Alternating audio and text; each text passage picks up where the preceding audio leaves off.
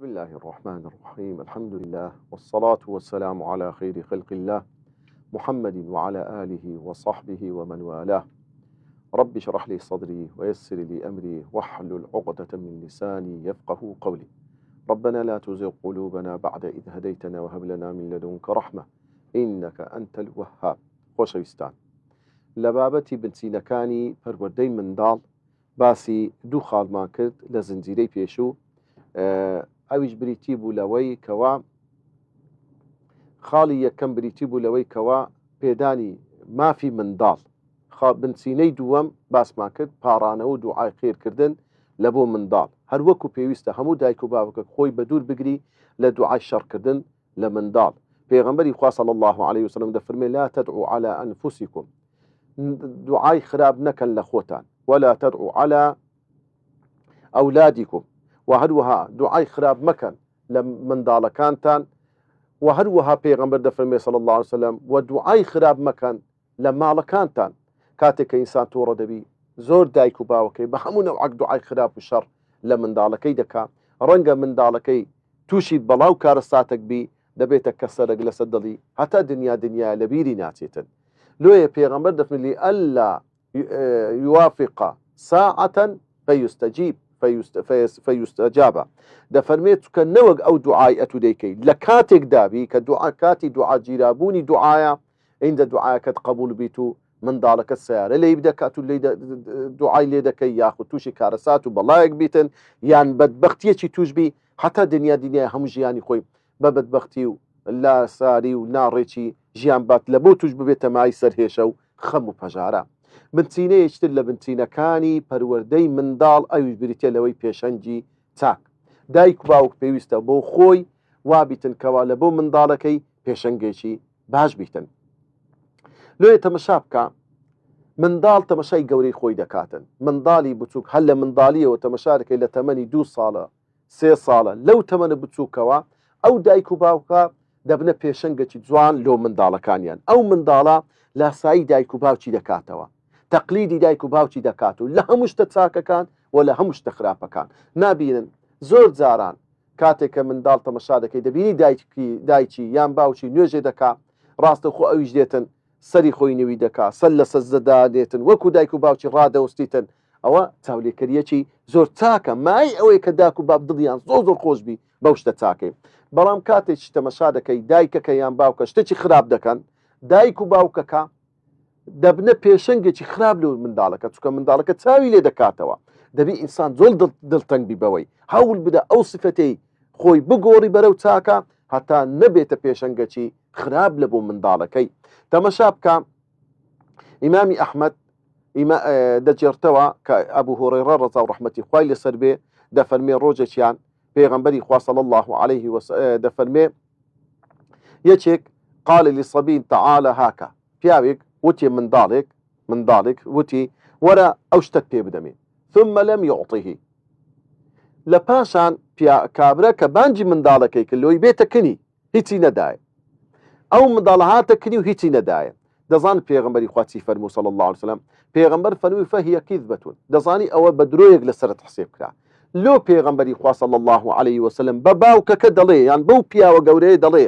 ئەوە بە درۆ لەسەر حسێب. لێو ئەوەی ئێمە فێر بین بەرامبەر بە منداڵەکانمان هەرگیز درۆ نەکەین، شتی خراپ نەکەین، لەبەر ئەوەی منداڵ پاکە. زۆر جار بە بەڕائەتی خۆی بە پاچی خۆی بڕوات هەبیتن دەبینە پێشەنگ لە بۆ ئێمە. بە سادەی خۆیان ئەوان نازان درۆ بکەن، بەڵام لە ئێمەی گەورە فێر دەبن. برادرێک جێڕایەوە وتی ڕۆژێکیان چوومە سەردانی برادرێکی خۆم لە دەرگامدا منداڵێکی کچکە هاتە دەرێ دەرگای کردەوە، وتی بابم دەرێ برێ لە مارێ نییە، بابم دەرێ برێ لە مارێ نییە. بزانە ئەو منداڵە چی لە بابی خۆی بیست هات ئەوەی بە کابراگۆ بە بەڕائەتی خۆی بە سادە و ساویلکەی خۆی. بزانە تەمەشا بکە ئەو منداڵە نەیدەزانین درۆ بکە، بەڵام کە بابی چی پێگۆ هات هەمان قسەی نەقل کرد و جێڕایەوە لۆ کابرا. کەواتە لێرە دەبی ئەمە زۆر وریابی قەت منداڵەکان ئاراستە نەکەین بەرەو شتی خراپ، چکە بەڕاستی ئەو منداڵە چ فێربی ئەوەی لێ وەردەگیرێتەوە. لۆیە بەڕێزان و خۆشەویستان تەمەشا بکە ابن عباس دەجێڕتەوە دەفەرموێ شەوێکیان لە لای پورم مەیمونە بوو دەفەرمێ لەوێ مامەوە کاتێک شەو تێپەڕی ماوەیەک پێغەمبەری خوا صلی الله عليه وسلم هەستا شەو نوێژی لە بۆ شەو نوێژکردن کوندە بریتی بوو لەو ئەوانەی کەوا مەسەن لە پیستە دروست دەکرا ئاوی تێدەکرا هەڵواسرا بوو پێغەمبەری خوا صلی الله عليه وسلم لە کوندەکە دەستنوێژێکی شوشت لە پاشان هەستا نوێژی کرد ئەمیش هەستام وەچی پێغەمبەری خوا صلی الله عليه وسلم ابن عەبدوڵای کوڕی ئیمامی عەباس ئەو وەختی منداڵێکی کچکە بووە دەفەرمێ هەستام ئەمیش وەکو پێغەمبەری خوا دەستنوێژەکەم شوشت لە زیاتی لە لای ڕاستی پێغەمبەری خوا ڕابوەستم و ئیقتیدای پێ بکەم لە لای چەپی پێغەمبەری خوا ڕاوەستام صلی الله عليه وسلم دەفەرمێ پێغەمبەری خوا صلی الله عليه وسلم ئەها بزانە چەند بەنەرمی دەفەرمێ پێغەمبەری خوا ئەمری ئاوا سوڕادە و لەلای ڕاست لەوێ ڕاگرتم کەواتە پێغەمبەری خوا صلی الله عليه وسلم کاتێک کە ئەو شتەی بینی تەمەشای کرد یعنی لەوێ ڕاست کردەوە وەکو پێشەنجێک لە بۆ ئەو منداڵە بچووکە کاتێک کەوا دەیوێ شەو نوێژ دەکرد پێغەمبەری خوا بکە صلی الله عليه وسلم بنچینەیەشتر لە بنچینەکانی پەروەردەکردنی منداڵ خۆشەویستان ئێمە زۆر زار لەگە خێزانمان لەگە منداڵمان دەمانەوێت پەروەردەیان بکەین سفتێکی خراپیان لێ دەبینین دەمانەوێت ڕاستە و خۆ مەسەڵەن بۆ نمونە زۆر جاری هەندێک دایک و باوکەنە کچێکی هەیە ئەو کچە ئێستا تەمەنی بوویتە 20 ساڵ 22 ساڵ ئێستا دایک و باوکەکە بەخۆش خۆیان دێنەوە دەیانەوێ ئەو کچەیان کە جلو بەرجی ناڕێکە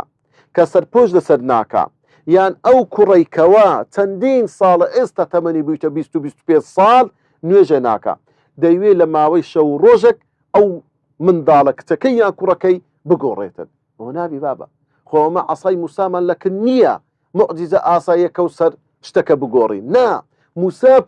پێغەمبەری خوایە سەڵات و سەلامی خوای لەسەر بێ چەندین ساڵ داوە دەکا ئەوجا خەڵکێک ئیمانی پێدەینی خۆ ئەمە پێغەمبەر نین کەواتە دەبی ئێمە هەوڵ بدەین ئەو خوو سیفەتە خراپەی کەوا لە منداڵەکانمان کە بوویتە مای چەندین ساڵ کەڵەکە بووە لە سەریان دەقیان پێوەگرتیا واللهی زۆر زەحمەتە بە شەو ڕۆژێک بگۆڕێن زۆر زەحمەتە بەیەک شێواز ئەو کچەت ئەو کوڕەت گۆڕانکاری بەسەدا بێ ئەدی چی بکەین باشە دەبی یەک کەمیشت دایک و باوچی بەڕێز هەوڵ بدەین بزانین بە چ شێوازێک ئەو سفتەی بگۆڕین لە کوڕەکەت یان لە کچەکەت دەبی هەندێک هەر بقۆزینەوە دەبی هەندێک عنی شت بقۆزینەوە دروست بکەین سەرەتا مەسەڵەن بۆ نمونە دەبی بێی خۆشەویستیەکی زۆر تۆکمە و زۆر پتە و لە بینی خۆت و کوڕەکەت یان کچەکەت دروست بکە نەگڕ قابلی بکەیت وەڵام من ئەتوم خۆش ناوێ ئەتو بەجێ من ناکەی خرە و سیفەتە دەبتە سیفەتێکی وا ئەوەکو حەقد و بغز و دوژمنایەتێک دروست دەبی لە بینی ئەو منداڵە لەگە دایک و باوکەکەی ئەدی چی بکەین باشە خۆشەویستی خۆتی لۆ دەرببڕە دەستی لە مل بکە ماچی بکە ئەگەر ژن و هەیە و کوڕەکەت یان ئەگە کچەکەت شووی کردێ بڕۆ سەردانی ماڵی بکەی هاموشۆی بکە داوەتی بکە لە ماڵی خۆت هەدیەی لە بۆ بکڕا ماوەیەکی زۆر بەو شێوازە لەگەری بڕۆ دوای ئەوە وردە خۆشەویستی خۆتی لۆ دەرببڕە و دەری بڕەکە ئەتو چەند دڵسۆزی ئەو کوڕ و کچەتی ئینجا کاتەکان بقۆزەوە لە بۆ چاکردنەوەی ئەو سیفەتە خراپانەی کە لە منداڵەکەتدایە بۆ نمونە لە کاتی گەشت لەو کاتێ ئەتو سەفرەك دەکەن پێکەوە یان سەردانی خزمەک دەکەن ئەو کاتە بە هەل بزانە تەمەشاکە لەو حەدیثە عەبدوڵای کوڕی ئیمامی عەباس دەفەرمێ كنت رديف النبي صلى الله عليه وسلم لە گەشتێک لە سەفەرێک من و پێغەمبەری خوا ئاوا سواری پشتی وراغەکە بووین یعنی پێغەمبەری خوا لە پێشەوە ئەمیش لە دووی ئاوا سواری پشتی وراغەکە ببووین لەو کاتەدا پێغەمبەری خوا صلی الله عليه وسلم ئەها بزانە ئەو کاتە دەقۆستەوە بە فرسەتی دەزانی دەفەرمی یا غولام ئاورداتەوە ئەی ڕۆڵە گیان ئەها غولام ئەی ڕۆڵە گیان ئەی چەند خۆشە برەی کوڕی شیرینم جەرگەکەم ئەی کچی گەورەم خۆشەویستەکەم ئەو ئوسلوبانە بەکاربینی یا غولام ئەی کوڕە گەنجی جوان ئینی ئوعەلیموکە کەلیمات من دەمەوێت لەو گەشتە لەو سەفەر چەند ئامۆژگاریەکت بکەم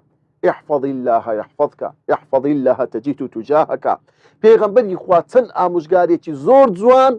لەو گەشتە بە عەبدوڵای کوڕی ئیمامی عەباس دەڵێتن کە هەموو بابەتێکە پەیوەندی بینی عەبد و خودای گەورەیە سبحانه وتعالى بەو شێوەیە پێغەمبەری خوا صلی الله عليه وسلم کاتی گەشت و سەفەری قۆستەوە یەکەشت لەو کاتانی لەسەر نان خواردن ئینسان کە نان دەخواتن کاتێکە کاتی خۆشیە کاتی گەپوگەل سوحبەت و قسەی خۆشیە خواردنەکە دانرایە ئەو دۆرمە هەرمی لێسەر هەردەستی بریانیەکە شیوەکی خۆشە تکە و کەبابەکەت کردیە داروێ لە سەفرە چیە ئەو کاتانە بقۆزەوە لە بۆ نەسیحەت و ئامۆژگاری باسی نیعمەتەکانی خوا بکە خوا چ نیعمەتێکی بە ئێمەدایە باسی ئەوەی کە چەندین خەڵک هەیە نان نییە بیخۆن بزانە بەو شێوەیە خوایان بەبیر بینەوە بزانە تەمەشا بکە ڕۆژێکیان عەمری کوڕی عومەری کوڕی ئەبوو سەلەمە ڕەزا و ڕەحمەتی خوای لەسەر بێ لەگەر پێغەمبەری خوا صلی الله علیه و سلم پێکەوت لەسەر یەک خوان لەسەر یەک سفرە دانیشتینە پێغەمبەری خۆ تەمەشا دەکە ئەو منداڵە لەبەری منداڵێکی گچکەیە بەدەستە چەپ دەخوا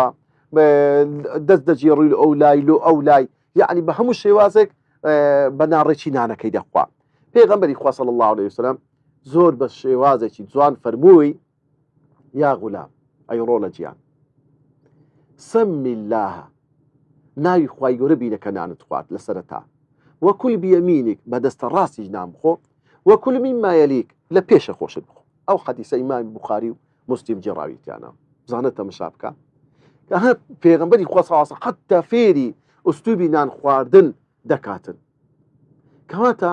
خۆشەویستان و بەڕێزان بەڕاستی زۆر مهمە ئینسان لە هەموو کاتەکان بقۆستەوە کاتێک کە ئینسان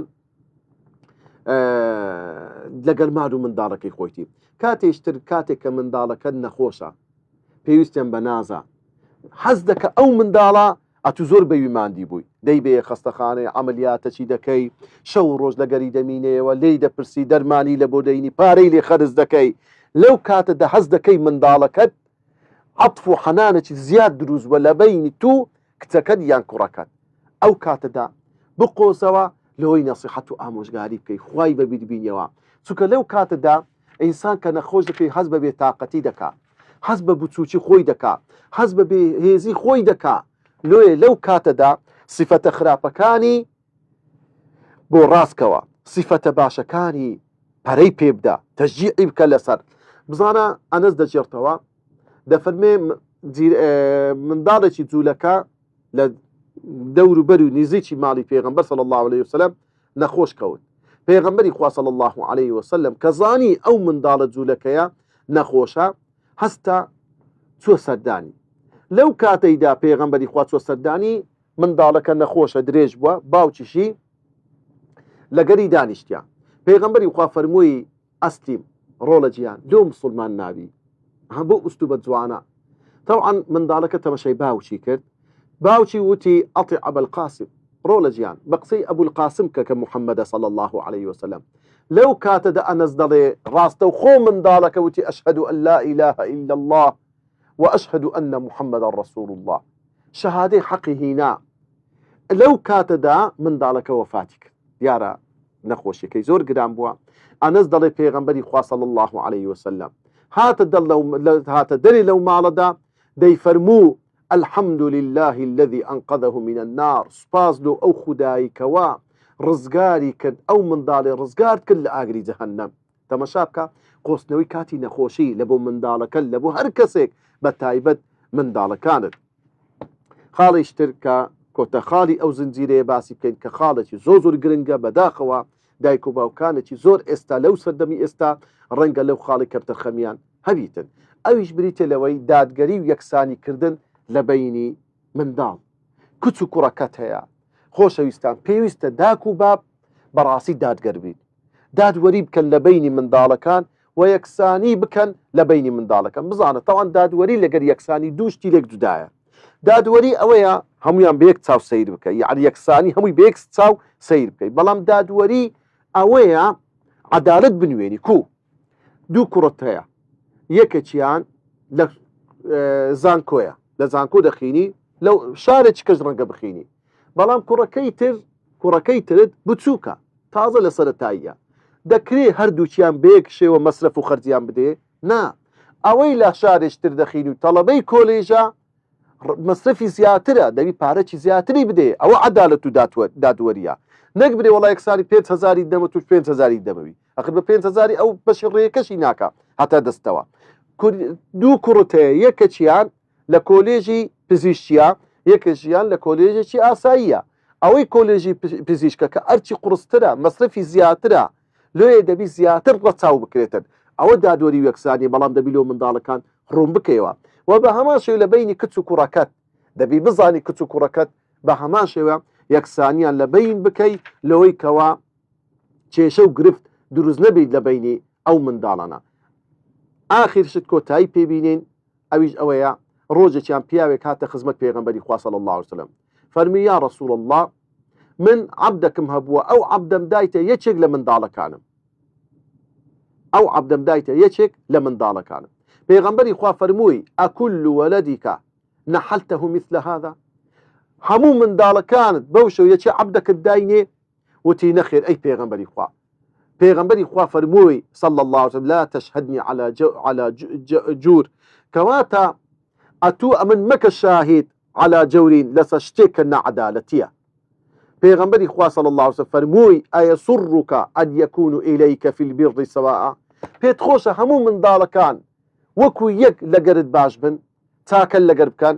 وتی بەڵێ ئەی پێغەمبەری خوا پێغەمبەر فەرمووی دەکەواتە اتقوا الله واعدلوا في أولادكم لەخوای بترسێ و عەدالەت بکەن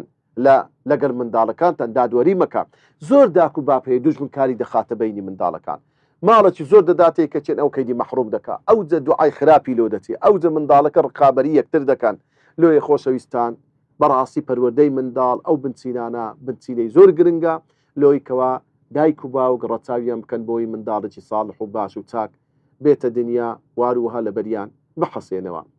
وصلى الله وسلم وبارك على سيدنا محمد وعلى آله وصحبه أجمعين.